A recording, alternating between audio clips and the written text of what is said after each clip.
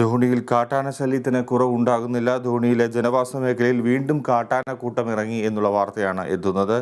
2 കുട്ടിയാനകളടക്കം 5 ആനകളടങ്ങിയ കൂട്ടമാണ് നാട്ടിലിറങ്ങിയത്.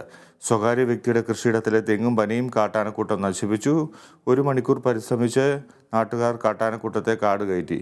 കഴിഞ്ഞയാഴ്ച ധോണിയിൽ മാസങ്ങളായി ഭീതി പടർത്തിയ ഒറ്റയാൻ PT-7 മയക്കുവെടി വെച്ച് വനം വകുപ്പ് പിടികൂടിയിരുന്നു. ധോണി എന്ന് പേരിട്ട ആനയെ നിലവിൽ വനം വകുപ്പ് കൂട്ടിലിട്ട് മരിക്കുകയാണ്. വിശദാംശങ്ങൾ അഭിന ചേരുന്നു.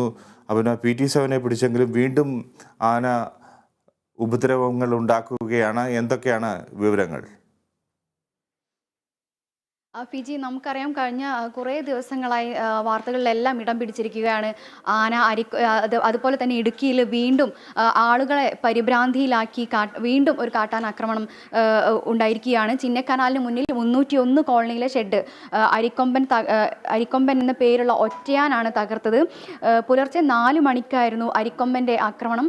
ഷെഡിൽ കിടന്നുറങ്ങിയിരുന്ന യശോദൻ തലനാരിഴയ്ക്കാണ് രക്ഷപ്പെട്ടത്.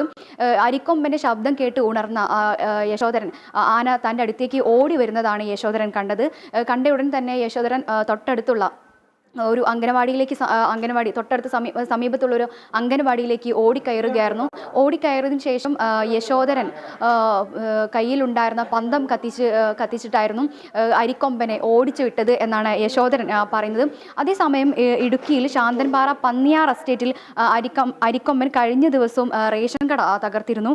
റേഷൻ കട തകർത്ത ശേഷം കടയിലെ വസ്തുക്കൾ കഴിക്കുന്നതാണ് ഈ ഒരു ആനയുടെ ഒരു രീതി. അതേസമയം തൊട്ടടുത്തുള്ള വീടുകളിലും അരിക്കൊമ്പൻ ഇതേപോലെ തന്നെ വീടുകൾ തകർക്കുകയും ചെയ്തിട്ടുണ്ടായിരുന്നു.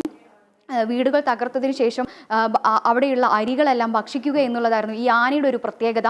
ആനയുടെ രീതി എന്ന് വേണമെങ്കിൽ നമുക്ക് പറയാം. ആനയുടെ രീതി എന്ന് പറഞ്ഞാൽ വീടുകളും അതുപോലെ തന്നെ റേഷൻ കടകളും തകർത്തതിന് ശേഷം അരികൾ ഭക്ഷിക്കുക എന്നുള്ളതാണ്. പക്ഷേ നമുക്ക് ഏറ്റവും കൂടുതൽ ആശ്വാസകരമായ ഒരു കാര്യം എന്ന് പറഞ്ഞിട്ടുണ്ടെങ്കിൽ ഇതുവരെയും ആളുകൾക്ക് നേരെ ഒരു ആക്രമണം ഇതുവരെയും ഉണ്ടായിട്ടില്ല എന്നുള്ളതാണ്.